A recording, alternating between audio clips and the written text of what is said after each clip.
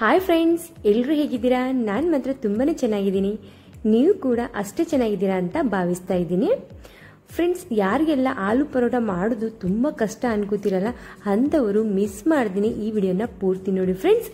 ಯಾಕಂದರೆ ಇವತ್ತು ನಾನು ನಿಮಗೆ ತುಂಬಾ ಈಸಿಯಾಗಿ 2 ರೀತಿಯಲ್ಲಿ ಆಲೂ ಪರೋಟವನ್ನು ಮಾಡಿ ತೋರಿಸ್ತಾ ಇದ್ದೀನಿ. ಆಲೂ ಪರೋಟ ಯಾರು ಬೇಕಾದರೂ ಮಾಡ್ಬೋದು, ತುಂಬ ಈಸಿಯಾಗಿ ಯಾವ ರೀತಿ ಮಾಡೋದು ಅಂತ ಹೇಳ್ಕೊಡ್ತಾ ಇದ್ದೀನಿ ಫ್ರೆಂಡ್ಸ್. ಮೊದಲಿಗೆ ನಾನಿಲ್ಲಿ 1 ಕಪ್ ಆಗುವಷ್ಟು ಗೋಧಿ ಹಿಟ್ಟನ್ನು ತಗೊಂಡಿದ್ದೀನಿ. ಇಲ್ಲಿ ಡಾಬಾಗಳಲ್ಲೆಲ್ಲ ಗೋಧಿ ಹಿಟ್ಟಿನ ಜೊತೆಗೆ ಕಡಲೆ ಹಿಟ್ಟನ್ನು ಕೂಡ ಸೇರಿಸ್ತಾರೆ. ನೀವು ಬೇಕಂದರೆ ಸೇರಿಸ್ಕೊಳ್ಳಿ, ಬೇಡ ಅಂದರೆ ಸ್ಕಿಪ್ ಮಾಡ್ಬೋದು. ನಾನಿಲ್ಲಿ 2 ಚಮಚದಷ್ಟು ಕಡಲೆ ಹಿಟ್ಟನ್ನು ಸೇರಿಸ್ತಾ ಇದ್ದೀನಿ.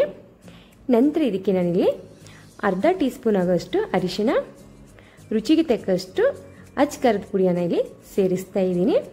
ಮೇನ್ ಇಂಪಾರ್ಟೆಂಟ್ ಏನಪ್ಪಾ ಅಂದರೆ ಇದಕ್ಕೆ ಅರ್ಧ ಚಮಚದಷ್ಟು ಚಾಟ್ ಮಸಾಲವನ್ನು ಸೇರಿಸಬೇಕು. ರುಚಿಗೆ ತಕ್ಕಷ್ಟು ಉಪ್ಪನ್ನು ಹಾಕಿ ಚೆನ್ನಾಗಿ ಮಿಕ್ಸನ್ನು ಮಾಡಬೇಕು ಫ್ರೆಂಡ್ಸ್. ನಿಮ್ಮ ಹತ್ರ ಚಾಟ್ ಮಸಾಲ ಇಲ್ಲ ಅಂದರೆ ನೀವು ಆಮ್ಚೂರ್ ಪೌಡರ್ ಕೂಡ ಸೇರಿಸ್ಕೋಬೋದು. ಚೆನ್ನಾಗಿ ಮಿಕ್ಸ್ ಮಾಡಿಕೊಂಡು ಸ್ವಲ್ಪ ಸ್ವಲ್ಪ ನೀರನ್ನು ಹಾಕ್ತಾ ಗಟ್ಟಿಯಾಗಿ ಹಿಟ್ಟನ್ನು ನಾವು ಕಲಿಸ್ಕೋಬೇಕು ಫ್ರೆಂಡ್ಸ್. ಈ ರೀತಿ ಉಪ್ಪು, ಖಾರ, ಚಾಟ್ ಮಸಾಲ ಎಲ್ಲ ಹಾಕೋದ್ರಿಂದ ಪರೋಟ ನಮ್ದಿಲ್ಲಿ ತುಂಬಾ ಟೇಸ್ಟಿಯಾಗಿ ಅನಿಸುತ್ತೆ. ನೀವು ಒಂದ್ಸತಿ ಮಾಡಿ ನೋಡಿ, ಖಂಡಿತ ನಿಮಗೆ ನಂಬೋಕ್ಕಾಗೋದಿಲ್ಲ, ಅಷ್ಟು ಚೆನ್ನಾಗಿ ಬರುತ್ತೆ. ಈಗ ಇದನ್ನು ಮುಚ್ಚಿಬಿಟ್ಟು ಸೈಡ್ಗೆ ಇಡೋಣ. ನಂತರ ನಾನಿಲ್ಲಿ 1/4 kg ಆಗೋಷ್ಟು ಆಲೂಗಡ್ಡೆಯನ್ನು ಕುದಿಸಿ ಸೈಡ್ಗೆ ಇಟ್ಟಿದ್ದೆ. ಇದು ಪೂರ್ತಿ ತಣ್ಣಗಾಗಿದೆ. ಬಿಸಿ ಬಿಸಿ ಆಲೂಗಡ್ಡೆಯನ್ನು ತಗೋಬಾರ್ದು. ಪೂರ್ತಿ ತಣ್ಣಗಾಗಿರುವಂಥ ಆಲೂಗಡ್ಡೆಯನ್ನು ತಗೊಂಡು ಈಗ ನಾನಿಲ್ಲಿ ಸಿಪ್ಪೆನೆಲ್ಲ ಸಪ್ರೇಟನ್ನಾಗಿ ಮಾಡ್ತಾ ಇದ್ದೀನಿ ಫ್ರೆಂಡ್ಸ್. ಈಗ ಇದನ್ನು ಚೆನ್ನಾಗಿ ನಾವು ಮ್ಯಾಶನ್ನು ಮಾಡ್ಕೋಬೇಕು. ಬೇಕಂದರೆ ನೀವು ತುರಿಯೋ ಮನೆಯಿಂದ ಚೆನ್ನಾಗಿ ಇದನ್ನು ತುರ್ಕೋಬೋದು. ಇಲ್ಲಪ್ಪ ಅಂದರೆ ಈ ರೀತಿ ಕೈಲಿಂದ ಕೂಡ ನೀವು ಮ್ಯಾಶನ್ನು ಮಾಡ್ಕೊಳ್ಳಿ. ನಂತರ ಇದಕ್ಕೆ ನಾನಿಲ್ಲಿ ಮೊದಲಿಗೆ ಇಂಗನ್ನು ಸೇರಿಸ್ತಾ ಇದ್ದೀನಿ. ಆಲೂಗಡ್ಡೆಗೆ ಯಾವಾಗಲೂ ಇಂಗನ್ನು ಸೇರಿಸಲೇಬೇಕು. 1 ಚಮಚದಷ್ಟು ಧನಿಯಾ ಪೌಡರ್, ಅರ್ಧ ಚಮಚದಷ್ಟು ಆಮ್ಚೂರ್ ಪೌಡರ್, ನಂತರ ಇಲ್ಲಿ ಅರ್ಧ ಚಮಚದಷ್ಟು ಗರಂ ಮಸಾಲ, ಸ್ವಲ್ಪನೇ ಓಂಕಾಳನ್ನು ಕೂಡ ಇಲ್ಲಿ ಸೇರಿಸ್ತಾ ಇದ್ದೀನಿ.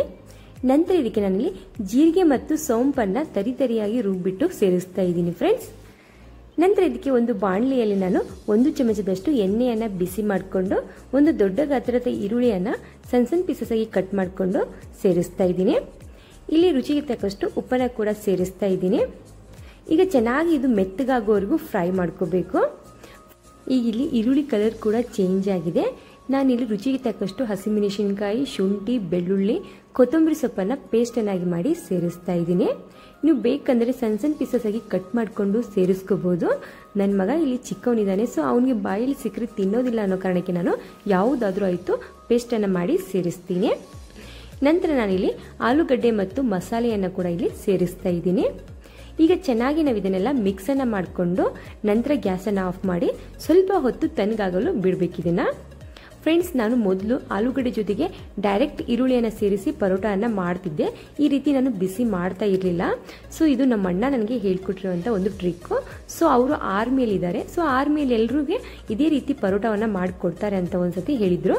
ಅವಾಗಿಂದ ನಾನು ಕೂಡ ಇದೇ ರೀತಿ ಮಾಡ್ತಾ ಇದ್ದೀನಿ. ತುಂಬ ಚೆನ್ನಾಗಾಗತ್ತೆ, ಹಾಗೆ ತುಂಬ ಈಸಿ ಕೂಡ ಆಗುತ್ತೆ ಇದು. ನಂತರ ನಾನಿಲ್ಲಿ 1 ಕಪ್ ಆಗೋಷ್ಟು ಕೊತ್ತಂಬರಿ ಸೊಪ್ಪನ್ನು ಸೇರಿಸಿ ಚೆನ್ನಾಗಿ ಇದನ್ನು ಮಿಕ್ಸ್ ಮಾಡಿಕೊಂಡು ಸೈಡ್ಗೆ ಇಡ್ತಾ ಇದ್ದೀನಿ ಫ್ರೆಂಡ್ಸ್. ಈ ರೀತಿ ಈರುಳ್ಳಿ ಮೆತ್ತಗೆ ಮಾಡ್ಕೊಳ್ಳೋದ್ರಿಂದ ಪರೋಟ ಕೂಡ ಇಲ್ಲಿ ಹರಿಯೋದಿಲ್ಲ ಸ್ವಲ್ಪ ಕೂಡ. ಇದು ತುಂಬಾ ಇಂಪಾರ್ಟೆಂಟು. ಪರೋಟ ಇಲ್ಲಿ ಕೆಲವ್ರದ್ದು ಈರುಳ್ಳಿನ ನಾವು ಡೈರೆಕ್ಟ್ ಹಾಕಿ ಮಾಡಿದಾಗ ತುಂಬ ಜಲ್ದಿನೇ ಹರಿದು ಬಿಡುತ್ತೆ. ಬಿಸಿ ಮಾಡುವಾಗ ಕೂಡ ಹರಿಯುತ್ತೆ ಅಥವಾ ಲಟ್ಟಿಸುವಾಗ ಕೂಡ ಹರಿಯುತ್ತೆ.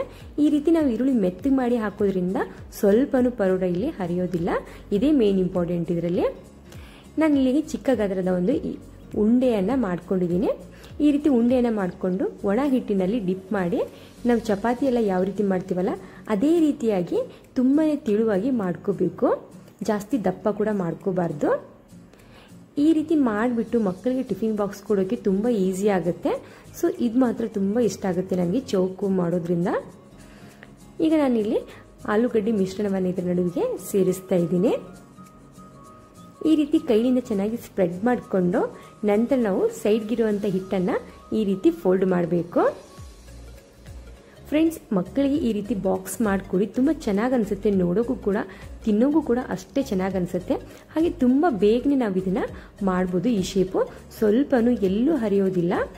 ಇದು ತುಂಬ ಅಂದರೆ ತುಂಬ ಈಸಿಯಾಗಿ ಮಕ್ಕಳಿಗೆ ಟಿಫಿನ್ ಬಾಕ್ಸಿಗೆ ಕೊಡ್ಬೋದು. ಫ್ರೆಂಡ್ಸ್, ಈ ವಿಡಿಯೋ ನಿಮಗೆ ಸ್ವಲ್ಪನಾದರೂ ಯೂಸ್ಫುಲ್ ಅನಿಸಿದರೆ, ಇಷ್ಟ ಆದರೆ ಪ್ಲೀಸ್ ನಮ್ಮ ಚಾನಲ್ಗೆ ಸಪೋರ್ಟ್ ಮಾಡಿ. ಹಾಗೆ ನಮ್ಮ ಚಾನಲ್ನ ಸಬ್ಸ್ಕ್ರೈಬ್ ಮಾಡ್ಕೊಳ್ಳೋದನ್ನು ಮರಿಬೇಡಿ ಫ್ರೆಂಡ್ಸ್. ಈಗ ನಾನು ಇದನ್ನು ಸೈಡ್ಗೆ ಇಡ್ತಾ ಇದ್ದೀನಿ. ಇನ್ನೊಂದು ಉಳ್ಳೆಯನ್ನು ತಗೊಂಡ್ಬಿಟ್ಟು ಮತ್ತೆ ಇದನ್ನು ಕೂಡ ಹಿಟ್ಟಿನಲ್ಲಿ ಡಿಪ್ ಮಾಡ್ತಾ ಇದ್ದೀನಿ ಫ್ರೆಂಡ್ಸ್. ಈ ರೀತಿ ಹಿಟ್ಟಿನಲ್ಲಿ ಡಿಪ್ ಮಾಡಿಕೊಂಡು ಸ್ವಲ್ಪ ಕೈಲಿಂದ ಪ್ರೆಸ್ ಮಾಡ್ಕೊಳ್ಳಿ.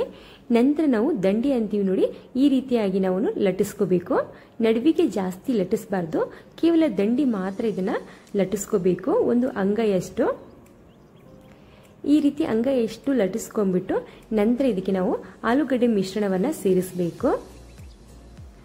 ನೀವು ನೋಡ್ತಾ ಇರ್ಬೋದು, ಸೀರೆ ಎಲ್ಲ ನೀರಿಗೆ ಮಾಡ್ತೀವಲ್ಲ, ಅದೇ ರೀತಿ ಇದು ಕೂಡ ನೀರಿಗೆ ರೀತಿಯಲ್ಲಿ ಮಾಡಿಬಿಟ್ಟು ಉಳಿದಿರುವಂಥ ಹಿಟ್ಟನ್ನು ನೀವು ಬೇಕಂದರೆ ಸಪ್ರೇಟನ್ನಾಗಿ ಮಾಡ್ಕೋಬೋದು. ಇಲ್ಲಾಂದರೆ ಅಲ್ಲೇ ಪ್ರೆಸ್ ಮಾಡಿ ಮತ್ತೆ ಹಿಟ್ಟಿನಲ್ಲಿ ಡಿಪ್ ಮಾಡಿ, ಇದು ಚಪಾತಿ ಎಲ್ಲ ಲಟ್ಟಿಸ್ತೀವಲ್ಲ ಅದೇ ರೀತಿಯಾಗಿ ಸ್ಲೋಲಿ ಲಟ್ಟಿಸ್ಬೇಕು. ಆಲ್ಮೋಸ್ಟ್ ಪರೋಟ ಎಲ್ಲ ಇದೇ ರೀತಿ ಮಾಡ್ತಾರೆ ರೌಂಡ್ ಶೇಪಲ್ಲೇ. ಆದರೆ ಕೆಲವರಿಗೆ ಈ ರೀತಿ ಮಾಡೋಕ್ಕೆ ಸರಿಯಾಗಿ ಬರೋದಿಲ್ಲ, ಕೆಲವರಿಗೆ ಹರಿದು ಬಿಡುತ್ತೆ, ಕೆಲವ್ರಿಗೆ ಚೆನ್ನಾಗಿ ಆಗೋದಿಲ್ಲ ರೌಂಡ್ ಶೇಪಲ್ಲಿ. ಅದಕ್ಕೋಸ್ಕರ ನಾನು ನಿಮಗೆ ಇಲ್ಲಿ ಚೌಕನ್ನು ಮಾಡಿ ಕೂಡ ತೋರಿಸಿದ್ದೀನಿ. ನಿಮಗೆ ಯಾವ ರೀತಿ ಬೇಕಲ್ಲ ಆ ರೀತಿಯಾಗಿ ನೀವು ಮಾಡ್ಕೋಬೋದು. ಇಲ್ಲಿ ಪ್ಯಾನ್ ಕೂಡ ಬಿಸಿಯಾಗಿದೆ. ಬಿಸಿಯಾಗಿರುವಂಥ ಪ್ಯಾನ್ ಮೇಲೆ ನಾನು ಪರೋಟಾನ ಸೇರಿಸ್ತಾ ಇದ್ದೀನಿ ಫ್ರೆಂಡ್ಸ್. ಎಣ್ಣೆ ಅಥವಾ ತುಪ್ಪ ಇದಕ್ಕೆ ಹಚ್ಚಬಾರ್ದು. ಸೊ ಇದು ಟರ್ನ್ ಆದ ನಂತರ ನಾವು ಎಣ್ಣೆ ಬೇಕಂದರೆ ಎಣ್ಣೆ, ತುಪ್ಪ ಬೇಕಂದರೆ ತುಪ್ಪವನ್ನು ನಾವು ಇದಕ್ಕೆ ಸ್ಪ್ರೆಡ್ ಮಾಡ್ಕೋಬೇಕು. ಇದೇ ರೀತಿಯಾಗಿ ನಾನಿಲ್ಲಿ ಎಲ್ಲ ಪರೋಟವನ್ನು ಎರಡೂ ಬದಿಗೆ ಚೆನ್ನಾಗಿ ಬೇಯಿಸ್ಕೊಂಡ್ಬಿಟ್ಟು ಒಂದು ಪ್ಲೇಟಲ್ಲಿ ಸರ್ವನ್ನು ಮಾಡ್ಕೋತಾ ಇದ್ದೀನಿ ಫ್ರೆಂಡ್ಸ್. ನಿಮಗೆ ಈ ವಿಡಿಯೋ ಸ್ವಲ್ಪನಾದರೂ ಯೂಸ್ಫುಲ್ ಅನಿಸಿದರೆ, ಇಷ್ಟ ಆದರೆ ಪ್ಲೀಸ್ ನಮ್ಮ ಚಾನಲ್ಗೆ ಸಪೋರ್ಟ್ ಮಾಡಿ ಫ್ರೆಂಡ್ಸ್. ಹಾಗೆ ನಿಮಗೆ ಈ ವಿಡಿಯೋ ಇಷ್ಟ ಆದರೂ ಕೂಡ ಒಂದು ಕಮೆಂಟನ್ನು ಹಾಕಿ, ಇಷ್ಟ ಆಗಲಿಲ್ಲ ಅಂದರೂ ಕೂಡ ಒಂದು ಕಮೆಂಟನ್ನು ಹಾಕಿ ಫ್ರೆಂಡ್ಸ್. ಯಾಕಂದರೆ ನೀವು ಒಂದು ಕಮೆಂಟ್ ಹಾಕೋದ್ರಿಂದ ನನಗೆ ನೆಕ್ಸ್ಟ್ ವಿಡಿಯೋ ಮಾಡಬೇಕು ಅನ್ನೋದೊಂದು ಆಸೆ ಕೂಡ ಉಂಟಾಗುತ್ತೆ. ಅದಕ್ಕೋಸ್ಕರ ಈಗೇನು ಮಕ್ಕಳದ್ದು ಸ್ಕೂಲ್ ಶುರು ಆಯಿತು. ಸೊ ಶುರು ಆದ ತಕ್ಷಣವೇ ಟಿಫಿನ್ ಏನು ಮಾಡಬೇಕು, ಅವ್ರಿಗೆ ಲಂಚ್ ಬಾಕ್ಸ್ಗೆ ಏನು ಮಾಡಬೇಕು ಅನ್ನೋದೇ ಒಂದು ದೊಡ್ಡ ಕಷ್ಟ. ಈ ರೀತಿ ಪರೋಟ ಮಾಡಿಕೊಡಿ. ಇದು ಒನ್ ಡೇ ಫುಲ್ ಇಟ್ಟರು ಕೂಡ ತುಂಬಾ ಸಾಫ್ಟ್ ಆಗಿರುತ್ತೆ. ಹಾಗೆ ಆರೋಗ್ಯಕರವಾಗಿರುವಂಥ ಒಂದು ಟಿಫಿನ್ ರೆಸಿಪಿ ಕೂಡ ಇದು ಫ್ರೆಂಡ್ಸ್. ಈ ವಿಡಿಯೋ ನಿಮಗೆ ಯೂಸ್ಫುಲ್ ಅನಿಸಿದರೆ ಪ್ಲೀಸ್ ಒಂದು ಕಮೆಂಟ್ ಮಾಡಿ, ಹಾಗೆ ಶೇರ್ ಮಾಡಿ. ನಮ್ಮ ಚಾನಲ್ನ ಸಬ್ಸ್ಕ್ರೈಬ್ ಮಾಡ್ಕೋದನ್ನು ಮರಿಬೇಡಿ ಫ್ರೆಂಡ್ಸ್. ಈ ವಿಡಿಯೋ ನೋಡೋದಕ್ಕೆ thank you so much friends.